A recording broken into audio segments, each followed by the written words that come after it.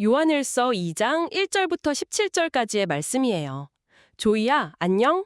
오늘 요한 할아버지의 편지에는 정말 따뜻하고 든든한 위로가 담겨 있단다. 요한 할아버지는 우리가 죄를 짓지 않기를 바라는 마음으로 이 편지를 쓰셨어. 하지만 우리가 연약해서 혹시라도 넘어지고 죄를 지을 때가 있지.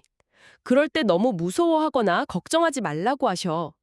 왜냐하면 하나님 아버지 앞에서 우리 편이 되어 도와주시는 분, 바로 예수님이 계시기 때문이야.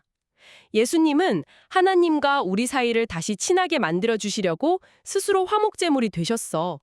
화목제물이란 멀어진 사이를 다시 가깝게 이어주는 화해의 선물이라는 뜻이란다. 예수님이 십자가에서 흘리신 피 덕분에 우리는 하나님과 다시 꼭 껴안을 수 있게 된 거야. 우리가 하나님을 진짜 사랑하고 안다면 어떻게 행동해야 할까? 맞아요. 예수님이 사셨던 모습 그대로 하나님의 말씀을 잘 듣고 따라야 해.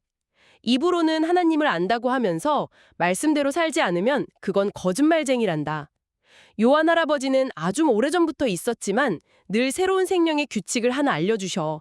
바로 형제를 사랑하라는 말씀이야. 조이야, 만약 내 옆에 있는 친구나 형제를 미워한다면 그 사람은 아직도 캄캄한 어둠 속에서 눈을 감고 걷는 것과 같아. 하지만 형제를 사랑하는 사람은 환한 빛 가운데서 걷기 때문에 넘어지지 않는단다. 요한 할아버지는 교회에 있는 어린애들 그리고 어른들과 청년들 모두를 향해 칭찬해 주셨어. 어린이들은 죄를 용서받고 하나님을 알게 되었고 청년들은 하나님의 말씀으로 나쁜 사탄을 이겼기 때문이지. 마지막으로 할아버지는 아주 중요한 부탁을 하셔. 이 세상에 있는 것들을 하나님보다 더 사랑하지 말라는 거야. 내 몸이 원하는 나쁜 욕심이나 눈에 보이는 예쁜 장난감만 다 가지려는 욕심, 그리고 다른 사람 앞에서 잘난 척하는 마음은 모두 하나님이 주신 게 아니란다. 이런 세상의 나쁜 마음들은 시간이 지나면 안개처럼 다 사라져버려. 들려드린 이 편지를 가만히 듣고 있으면 아주 깊은 곳에서부터 그 안도감이 싹 밀려오는 걸 느낄 수 있거든요. 맞아요. 정말 그래요. 보통 우리가 무언가 잘못을 저질렀을 때 우리 마음속에 가장 먼저 찾아오는 감정은 미안함보다도 약간 두려움이잖아요. 그 감정이 어떤 건지 저도 너무 잘 알죠. 왜 어릴 때 엄마가 제일 아끼는 화분을 깼다고 한번 상상을 해보세요. 아유, 상상만 해도 진짜 아찔하네요. 그렇죠. 화분이 바닥에 떨어져서 쨍그랑하고 깨지는 그 순간 머릿속이 하얘지고 심장이 막 쿵쾅거리잖아요. 네네. 어떻게든 숨겨야겠다는 생각부터 들죠. 맞아요. 들키면 이거 엄청나게 혼날 거라는 그 공포가 온몸을 확 감쌌는데 오늘 본문은 바로 그 소파 뒤에 숨어서 벌벌 떨고 있는 우리를 향해서 말을 걸고 있는 느낌이에요. 무서워하지 마, 숨지 않아도 돼, 이렇게요. 우리가 그렇게 숨고 싶어하는 심리를 이해하는 건 사실 아주 중요합니다. 인간은 왜 잘못을 하면 본능적으로 이렇게 막 숨으려고 할까요? 글쎄요, 혼나는 게 무서워서 그런 거 아닐까요? 물론 그런 것도 있지만 더 깊은 이유는요. 나의 그 잘못된 행동으로 인해서 나와 상대를 연결해주던 관계가 끊어질까 봐 두려운 거예요. 관계가 끊어질까 봐요. 네, 하나님은 완전하고 깨끗한 빛이신데 우리는 매일 거짓말을 하거나 누군가를 미워하는 등 먼지를 잔뜩 묻히고 살아가잖아요. 그 거룩함과 우리의 연약함 사이에서 발생하는 거대한 격차가 우리를 투렵게 만드는 거죠. 근데 잠깐만요. 여기서 제가 조금 헷갈리는 부분이 하나 생기거든요. 어떤 부분이죠? 하나님은 우리를 무척 사랑하시는 분이잖아요. 그 부모님이 자녀를 사랑하는 것처럼요. 그럼 우리가 아까 말한 그 화분을 깼을 때 그냥 괜찮아, 너 다치진 않았니? 앞으로 조심해? 이러고 그냥 쿨하게 넘어가 주시면 안 되는 건가요? 쿨하게요? 네. 굳이 왜 그 관계가 끊어질 수 있다는 무거운 긴장감을 꼭 가져야 하는 건지 우리 방송 듣고 계시는 청취자 여러분도 궁금해하실 것 같아요. 그 질문이 바로 기독교 복음의 가장 깊은 원리를 관통하는 아주 중요한 지점이에요. 만약에요, 누군가 다른 사람의 집 창문을 다 깨부수고 물건을 훔치고 누군가를 막 다치게 했다고 한번 해볼까요? 정말 끔찍한 상황이네요. 그렇죠.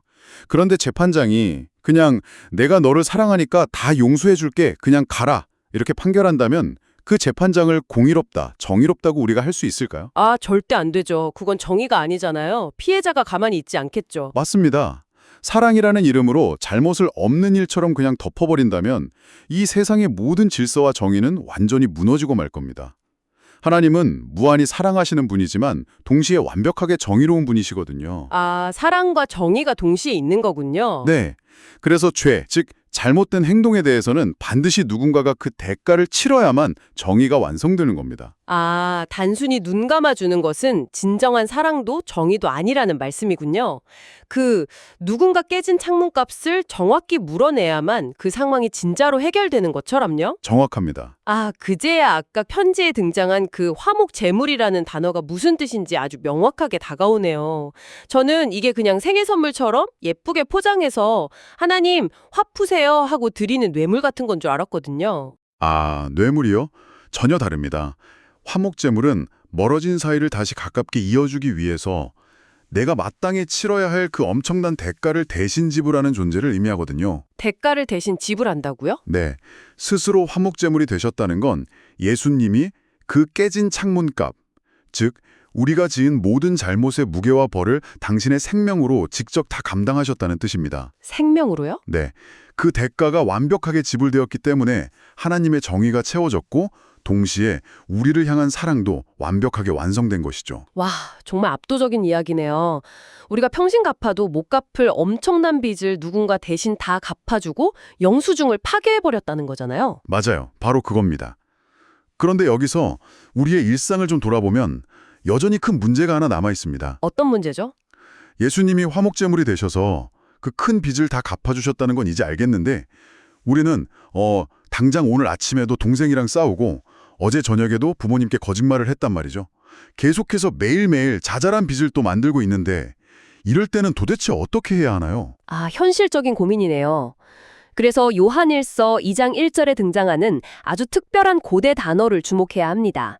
우리 성경에는 도와주시는 분이라고 아주 부드럽게 번역되어 있지만 이 단어의 고대 헬라어 원어는 파라클레토스입니다. 파라클레토스요? 발음도 멋지네요. 네, 파라클레토스. 이 단어는 고대 사회에서 아주 무겁고 진지한 상황, 바로 법정에서 쓰이던 아주 강력한 법률 용어였어요. 법정 용어요? 제가 생각했던 도와주시는 분의 이미지는 그 무거운 가방을 든 할머니를 도와드리는 친절한 학생이나 아니면 숙제를 도와주는 선생님 같은 느낌이었거든요. 다들 그렇게 부드럽게 생각하시죠. 네, 그런데 재판이 열리는 엄숙한 법정에서 쓰이는 단어라면 분위기가 완전히 싹 달라지는데요? 상상하시는 것보다 훨씬 치열한 현장입니다.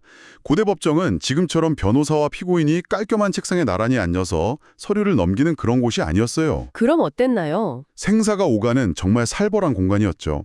여기서 파라클레토스는 단순히 돈을 받고 법적 조언을 해주는 사람이 아니에요. 재판을 받는 사람 옆에 어깨를 부딪힐 정도로 아주 바짝 붙어서서 그의 모든 억울함과 상황을 대변하고 끝까지 그 사람을 보호해주는 사람을 뜻했습니다. 아, 그 설명을 들으니까 머릿속에 아주 생생한 영화 속 한 장면이 확 펼쳐지는 것 같아요. 오, 어떤 장면이요? 아주 크고 압도적인 법정 한가운데 제가 피고인 자리에 덩그러니 서 있는 거예요. 재판장석에는 가장 공의로우신 하나님이 앉아 계시고요. 네네. 그런데 검사석에 서 있는 나쁜 사탄이 저를 막 손가락질하면서 고자질을 시작하는 거죠. 재판장님, 저기 있는 저 아이 좀 보세요. 어제도 엄마한테 거짓말했고요. 방금 전에도 동생을 엄청 미워하고 괴롭혔습니다. 저 아이는 유죄입니다. 벌을 받아야 마땅합니다. 막 이렇게 무섭게 저희 약점을 파고드는 그런 상황인 거네요. 와, 묘사가 아주 정확합니다. 사탄이 그렇게 고발할 때 우리는 과연 뭐라고 반박할 수 있을까요? 반박을 못할 것 같은데요? 그렇죠. 사실 사탄의 말이 다 맞거든요. 우리가 거짓말을 하고 미워하고 욕심을 부린 건 전부 사실이니까요. 스스로를 방어할 수 있는 논리가 우리에겐 전혀 없는 거죠. 네, 진짜 꼼짝없이 당해야겠네요. 고개를 푹 숙이고 심판만 기다려야 하는 그 절망적인 순간에 바로 우리의 파라클레토스가 어떻게 움직이는지 보셔야 합니다. 와, 나를 곁에서 변호해 주시는 분이라는 뜻이라니 정말 든든하고 좋네요. 하나님은 정말 세심하신 분이군요. 그러니까 제가 아무 말도 못하고 벌벌 떨고 있을 때 제 옆에 바짝 붙어 계시던 파라클레토스, 예수님이 짠 하고 나서시는 거군요. 맞습니다. 그리고 재판장이신 하나님께 이렇게 든든하게 말씀하시겠죠. 재판장님, 검사의 고발이 맞습니다. 이 아이가 잘못을 한 것은 사실입니다. 하지만 이 아이가 받아야 할 그 무서운 형벌, 제가 십자가에서 이미 다 받았습니다. 죄값을 제가 다 치렀으니 이 아이는 이제 깨끗합니다. 무죄입니다. 아, 이렇게 저를 완벽하게 감싸 안아주신다는 거잖아요. 바로 그겁니다. 그게 바로 복음이 주는 가장 위대한 자유예요. 사탄의 어떤 고발도, 우리의 어떤 연약함도 그 완벽한 변호 앞에서는 힘을 잃게 되죠. 아, 듣기만 해도 진짜 안심이 되네요. 그런데 여기서 우리가 한 가지 진지하게 고민해 봐야 할 지점이 하나 생깁니다. 또 고민할 게 있나요? 이렇게 엄청난 사랑을 받고 내 목숨을 대신 내어준 변호 덕분에 무죄로 풀려난 사람이 이제 법정문을 나서면서 과연 어떤 삶의 태도를 갖게 될까요? 사실 그게 제일 궁금했어요.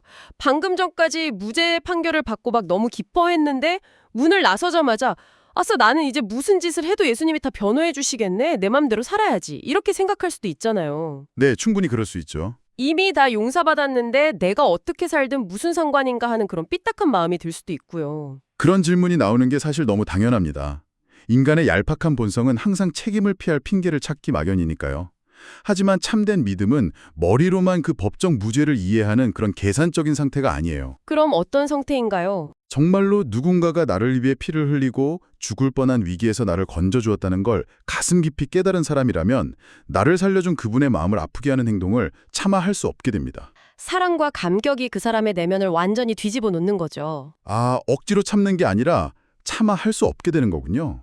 네, 그래서 요한은 진짜로 하나님을 안다면, 진짜로 그 변호를 받았다면 반드시 행동이 변해야 한다고 아주 강하게 못 박는 것입니다. 입으로는 하나님을 안다고 하면서 실제 삶에서는 내 마음대로 누군가를 미워하고 상처 준다면 그건 자기를 변호해준 예수님을 철저히 기만하는 거짓말쟁이라는 거군요. 정확합니다. 특히 이 편지에서 형제를 사랑하는 것을 빛 가운데 걷는 것에 비유하고 형제를 미워하는 것을 어둠 속을 걷는 것에 비유한 게 너무 마음에 확 와닿았어요. 그 비유의 메커니즘을 한번 자세히 뜯어볼 필요가 있습니다.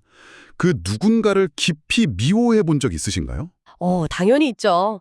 누구나 한 번쯤은 있지 않을까요? 마음속에 누군가를 향한 분노와 미움이 가득 차 있을 때 우리는 그 사람에게 막 복수하는 상상을 하면서 어떤 쾌감을 느낄지도 모릅니다. 하지만 사실 그 순간 가장 병들고 망가지는 건 미움을 품고 있는 자기 자신이에요. 아, 나 자신이 망가지는 거군요. 네, 시야가 좁아지고 다른 아름다운 것들을 전혀 보지 못하게 되죠. 맞아요. 어둠 속에서 눈을 감고 걷는다는 표현이 진짜 딱 그거네요. 여러분, 그 밤에 자다가 화장실 가려고 불이 다 꺼진 거실을 걸어가 본 적 다들 있으시죠? 아, 네, 조심조심 걷게 되죠. 눈앞은 캄캄하고 언제 어디서 식탁 모서리에 불이 칠지 아니면 바닥에 떨어진 레고 블록을 밟게 될지 몰라서 온몸에 잔뜩 힘을 주고 걷잖아요. 진짜 눈물 나죠. 네, 결국 발가락을 세게 찍으면 진짜 눈물이 쏙 빠지게 아프고요. 누군가를 미워하면서 사는 삶이 딱 그런 것 같아요. 늘 불안하고 긴장되고 결국 자기 자신이 크게 다치고 마는 캄캄한 방 안의 삶이요. 아주 현실적이고 와닿는 비유네요. 반대로 사랑이라는 환한 빛이 들어오면 방 안의 구조가 훤히 다 보입니다. 어디가 위험한지, 어디로 가야 안전한지 알게 되니까 발걸음이 너무 가볍고 자유로워지죠. 그렇겠네요. 형제를 사랑하는 삶이 바로 그렇게 평안하고 넘어지지 않는 삶이라는 걸 성경은 말해주고 있는 겁니다. 그런데 우리가 이렇게 빛 가운데로 잘 걸어가려고 할 때 우리를 끈질기게 붙잡는 아주 매력적인 방해물들이 꼭 등장합니다. 방해물이요? 네, 요한이 강력하게 경고한 세상에 있는 것들에 대한 사랑이죠. 아, 세상에 있는 것들. 저 그 부분 읽을 때 진짜 많이 찔렸어요. 내 몸이 원하는 나쁜 욕심, 그리고 눈에 보이는 것만 다 가지려는 욕심. 마지막으로 잘난 척하는 마음. 이게 어른이나 아이 할 것 없이 우리가 매일매일 마주하는 가장 강력한 유혹이잖아요. 맞습니다. 아주 일상적인 유혹이죠. 우리 어린이 친구들 그 엄마 아빠 손잡고 대형마트 장난감 코너에 처음 갔을 때 그 기분을 한번 떠올려볼까요? 아, 벌써부터 눈이 막 반짝반짝하는 소리가 들리는 것 같네요. 맞아요. 내 키보다 높게 쌓여있는 반짝이는 로봇, 화려한 인형의 집 이런 걸 보는 순간 심장이 막 뛰고 눈이 돌아가잖아요. 저걸 갖지 못하면 당장 숨이 넘어갈 것 같고 세상이 끝날 것 같은 절박함이 들죠. 그 순간 아이들의 뇌에서 일어나는 일은요, 어른들이 엄청난 부동산이나 고급 자동차를 볼 때 느끼는 그 욕망의 메커니즘과 정확히 일치합니다. 엄청난 자극이 쏟아지는 거죠. 그래서 마트 바닥에 드러누워서 막 울며 떼를 쓰기도 하고요. 또 친구들 앞에 가서 나 이거 한정판 샀다. 니넨 이런 거 없지? 하고 막 으스대고 싶은 마음. 내가 남들보다 더 대단한 사람이라는 걸 증명하고 싶은 그 마음이 막 화산처럼 솟구쳐 오르죠. 하지만 요한 할아버지는 아주 단호하게 말합니다. 그런 마음들은 절대로 하나님으로부터 온 것이 아니라고요.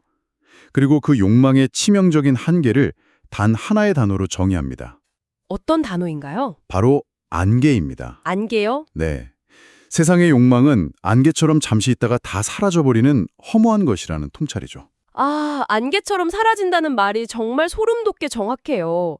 아침에 앞이 하나도 안 보일 정도로 짙게 낀 안개도 나중에 해가 뜨고 나면 아까 그 안개 다 어디 갔지? 할 정도로 흔적도 없이 사라지잖아요. 그렇죠. 장난감을 손에 넣기 전에는 그게 내 인생의 전부 같았는데 막상 사서 며칠 놀다 보면 구석에 던져두고 거들떠보지도 않게 되는 것처럼요.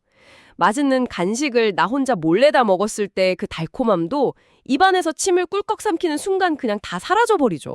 결국 우리는 중요한 선택의 갈림길에 서게 되는 겁니다. 어떤 선택인가요? 내일이면 사라질 장난감, 그 한순간의 허용심, 입안에서 녹아 없어질 달콤함이라는 안개를 쫓으며 평생을 불안하게 살 것인가? 아니면 법정에서 내 목숨을 건져주신 파라클레토스의 그 엄청난 사랑에 보답하기 위해 오늘 내 곁에 있는 형제에게 따뜻한 손을 내밀 것인가? 바로 이거죠. 아, 너무 분명하네요. 내 욕심을 조금 참고 동생에게 장난감을 먼저 양보하는 일, 친구를 깎아내리지 않고 진심으로 칭찬해주는 일. 이런 작은 사랑의 실천들은 절대로 안개처럼 사라지지 않습니다. 영원한 생명을 누리게 하는 진짜 보물이 되어서 하늘 창고에 영원히 기록되는 것이죠. 오늘 우리는 내 잘못 때문에 벌벌 떨고 있는 나를 따뜻하게 안아주시고 하나님 앞에서 끝까지 나를 변호해 주시는 예수님의 크고 놀라운 사랑을 마음 깊이 살펴봤습니다. 그리고 그 사랑의 빚진 자로서 이제는 안개처럼 사라질 세상의 욕심을 쫓아 캄캄한 어둠 속을 걷는 게 아니라 서로를 아끼고 양보하는 환한 빛 가운데로 걸어가야 한다는 분명한 이치도 깨달았죠. 우리 어린이들과 부모님들, 여러분은 오늘 무엇을 결심했나요? 우리를 너무나 사랑하시는 하나님 아버지 감사합니다. 연약해서 자주 넘어지는 우리를 위해 예수님을 보내주시고 늘 우리 편이 되어 도와주시니 정말 든든하고 감사해요. 하나님, 저는 때때로 눈에 보이는 예쁜 물건들이 더 좋아서 욕심을 부리고 친구들 앞에서 잘난 척을 하고 싶었어요. 세상의 헛된 것들을 사랑했던 제 마음을 예수님의 십자가 피로 용서해 주세요. 이제는 잠깐 있다가 사라질 세상의 욕심을 버리고 영원한 하나님의 말씀을 따라 살게 해주세요. 나를 변호해 주시는 예수님의 크신 사랑을 기억하며 내 옆에 있는 친구와 가족들을 따뜻하게 사랑하는 빛의 자녀가 되게 해주세요. 언제나 나의 가장 든든한 친구가 되어주시는 예수님의 이름으로 기도합니다. 아멘. 조이야, 예수님이 우리 편에서 항상 우리를 도와주신다니 정말 가슴이 벅차오르지 않니? 다음 시간에는 요한 할아버지가 하나님의 자녀들이 서로 어떻게 사랑해야 하는지 더 자세하고 아름다운 이야기를 들려주실 거야. 다음 이야기도 즐거운 마음으로 기대해 주렴.